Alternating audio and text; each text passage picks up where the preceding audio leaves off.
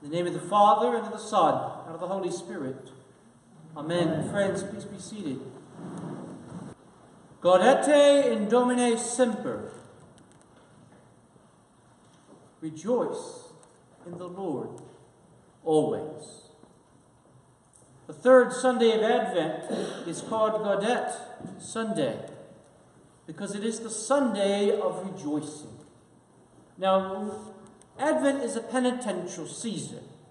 It's the season whereby we're meant to take a look at ourselves and how we've been living, those things we do and we don't do, so that when Jesus comes again with power and great glory, both as babe in the manger and as judge of us all, we shall be ready to greet him as a friend.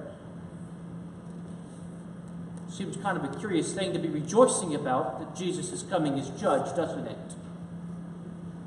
And yet, St. Paul tells us, Gaudete in Domino semper. Rejoice in the Lord always. For those who have made friendship with God the goal of their life, and who, through the life, death, resurrection, ascension, and second coming of Jesus, have become friends with God. It is a time of rejoicing because Jesus is coming. Just as sure as he came at the very first Christmas, Jesus is coming as Lord and Judge. Gaudete in Domino semper. Rejoice always, friends, because Jesus comes for you.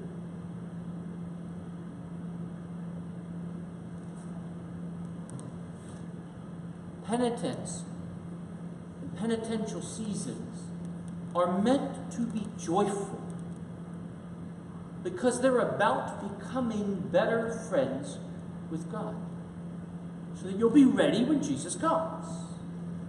Now, our reading from Zephaniah this morning, much like our readings from Isaiah, the 4, can't be divorced from the history of the Jewish people. The joy that we are meant to experience, that rejoicing Paul is talking about, is tied and rooted in that Old Testament history. Zephaniah follows the book of Habakkuk, and in it, he's speaking to a Jewish people who are returning from exile in Babylon. And they have been exiled, and things have been hard, and things have been tough. But the day of the Lord approaches, and the Lord comes to restore the monarchy. The Lord comes to punish the oppressors, to heal the lame, and to preach good news. The prophet says, Jesus is coming. Gaudete in Domino semper. Be joyful, for the Lord comes.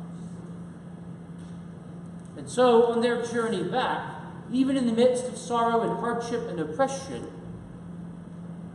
they are full of joy. Now, for many of us, I think it's hard to think of being oppressed in any kind of real and concrete way, isn't it? I mean, we're so blessed to live in the United States in the 21st century. Never have people lived as well and as richly as we have. Do any of you ever fear someone kicking down your door and sending you off in captivity to another country because you're a Christian? That doesn't happen in Colombia, does it? I mean, it's a pretty safe city on the whole. And yet, I am reminded of the words of the Salve Regina, which some of our Roman Catholic friends will likely remember. Therese, Chris, Julie, right? To thee do we lift up our cries, poor banished children of Eve. You see, you are exiles in a sense, because you are the sons and daughters, the descendants of Adam and Eve. You were meant to live in Eden, in paradise, in friendship with God, where there was no hardship and no disease, and no famine and no war and no crying and no suffering.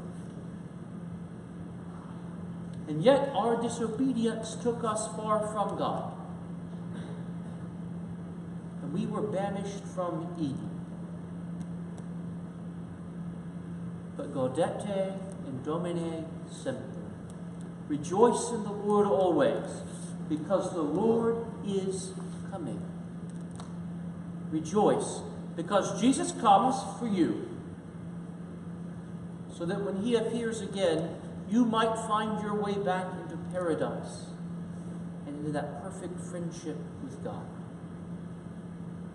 Amen. Amen.